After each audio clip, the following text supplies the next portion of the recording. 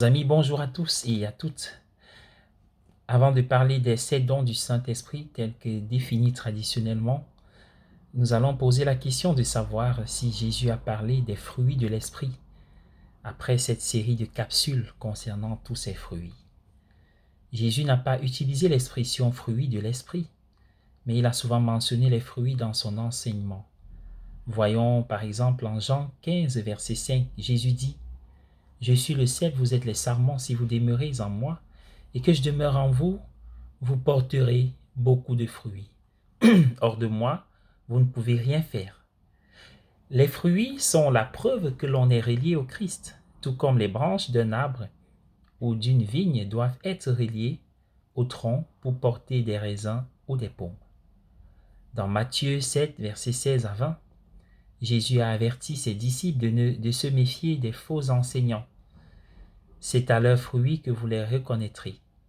Cueille-t-on des raisins dans des buissons d'épines ou des figues dans des chardons? Ou même tout bon arbre porte de bons fruits, mais un mauvais arbre porte de mauvais fruits. Un bon arbre ne peut pas porter de mauvais fruits et un mauvais arbre ne peut pas porter de bons fruits. Tout arbre qui ne porte pas de bons fruits est coupé et jeté au feu. Ainsi, c'est à leurs fruits que vous les reconnaîtrez. Voilà ce que Jésus dit des fruits de l'esprit, d'où leur importance dans notre vie de chaque jour. Maintenant, nous allons parler des 7 dons de l'Esprit Saint que nous connaissons traditionnellement. Nous commençons par la sagesse. Bien-aimés du Seigneur, nous recevons le don de la sagesse pour nous aider à comprendre les choses de Dieu et à orienter toute notre vie et toutes nos actions vers son honneur et sa gloire. La sagesse nous aide à voir le monde différemment et du point de vue de Dieu. Comme dit Romain, « Ô profondeur des richesses de la sagesse et de la connaissance de Dieu, comme ses jugements sont insondables et comme ses voies sont impénétrables. » Voilà pour ce qui est de la sagesse. Parlons maintenant de l'intelligence. Le don de l'intelligence nous permet de connaître plus clairement les mystères de la foi. Je leur donnerai un cœur pour savoir que je suis le Seigneur. Ils seront mon peuple et je serai leur Dieu. Parlons maintenant du conseil. Également connu sous le nom de jugement juste, le don de conseil nous aide à discerner ce qui est bien et ce qui est mal. Il nous aide dans notre capacité à choisir le chemin de Dieu. Entrer par la porte étroite car la porte est large et le chemin est facile qui mène à la perdition et ceux qui entrent par là sont nombreux. Car la porte est étroite et le chemin difficile qui mène à la vie et ceux qui le trouvent sont peu nombreux. Matthieu 7, 13 à 14. Nous reviendrons sur ces dons plus en profondeur. La connaissance.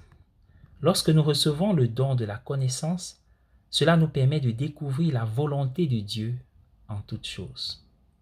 Car je connais les projets que j'ai formés à votre intention, dit le Seigneur, des projets de bien-être et non de malheur, des projets de bonheur pour vous donner un avenir et une espérance.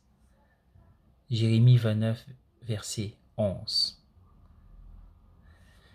Le don de la piété, également connu sous le nom de révérence. Le don de la piété nous aide à aimer Dieu, notre Père miséricordieux, et à obéir à ses préceptes par amour pour lui. Il fait passer notre cœur du service de Dieu par devoir et obligation à une relation d'amour. Dans Jean 15, verset 15, Jésus dit « Je ne vous appelle plus serviteur, car le serviteur ne sait pas ce que fait son maître, mais je vous appelle mes amis parce que tout ce que j'ai entendu de mon Père, je vous l'ai fait connaître. » L'avant-dernier don, la force de l'âme, également connu sous le nom de courage.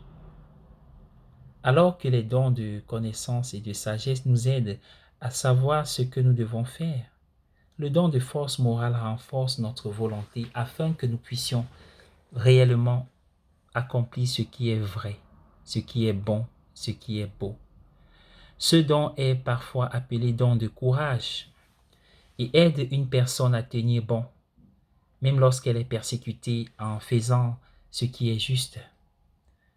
Luc 21, verset 12 à 27 dit « Ils mettront la main sur vous et vous persécuteront. Ce sera le moment pour vous de rendre témoignage. Je vous donnerai une bouche et une sagesse auxquelles aucun de vos adversaires ne pourront ni résister ni vous contredire. Vous serez haïs de tous à cause de mon nom, mais pas un cheveu de votre tête ne périra. » Luc 21, versets 12 à 17, la force de l'âme. Terminons par la crainte du Seigneur. Également connu sous le nom de l'émerveillement, communément interprété à tort comme la peur d'un Dieu courroucé prêt à nous frapper, le don de la crainte du Seigneur est en fait plus positif que négatif. Il consiste en une reconnaissance de la grandeur de Dieu et de sa primauté sur toute chose. La crainte du Seigneur reconnaît que Dieu est le Créateur et le soutien de l'univers et que nous sommes ses créatures. Ce don nous aide à comprendre comment nous devons dépendre de Dieu pour tout. En d'autres termes, il est Dieu, nous ne le sommes pas. Si Dieu habille ainsi l'herbe qui vit aujourd'hui dans le champ et qui demain sera jetée au four, à combien plus forte raison vous habillera-t-il? Nous dit Luc chapitre 12 verset 27. Demain s'occupera de lui-même. C'est la toute-puissance de Dieu qui est ici magnifiée. Alors prions que le Seigneur nous accorde ces dons. Viens, Esprit de sainteté, viens nous accorder tes 7 dons.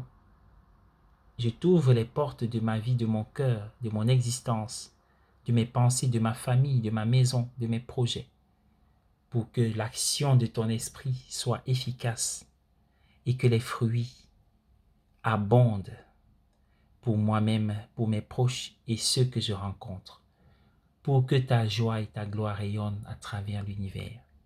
Je suis ton humble serviteur, ton instrument. Prends le contrôle de ma vie. Donne-moi les moyens, donne-moi les mots, donne-moi le courage, la force, tout ce dont j'ai besoin pour t'aimer par-dessus tout et te servir. Esprit Saint, toi le consolateur, fais de moi le bénéficiaire de tes 7 dons. Amen.